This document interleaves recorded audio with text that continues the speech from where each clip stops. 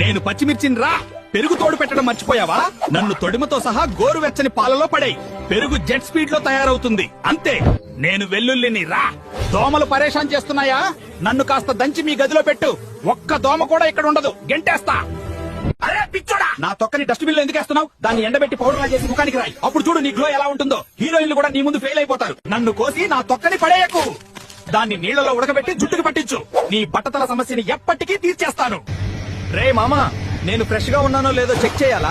నన్ను నీళ్లలో వెయ్యి. నేను మునిగిపోతే ఫ్రెష్ అని అర్థం, అదే తేలిపోతే ఖరాబ్ అయినట్టు లెక్క. రే మామా, మళ్ళీ నన్ను ఫ్రిడ్జ్ లో పెట్టావా? ఎన్నిసార్లు చెప్పాలా? ఇక్కడ చలి నా టేస్ట్ అంతా చచ్చిపోతుంది. నన్ను బయట పెట్టు, అప్పుడే నా అసలైన రుచి నీకు తెలుస్తుంది. రే మామా, నన్ను ఉల్లిపాయల పక్కన పెడితే నేను ఉల్లిపోతానరా? ఆ ఉల్లిపాయల నుంచి వచ్చే గ్యాస్ నేను భరించలేను. మమ్మల్ని వేరేగా ఉంచు, లేదంటే నేను త్వరగా పాడైపోతాను.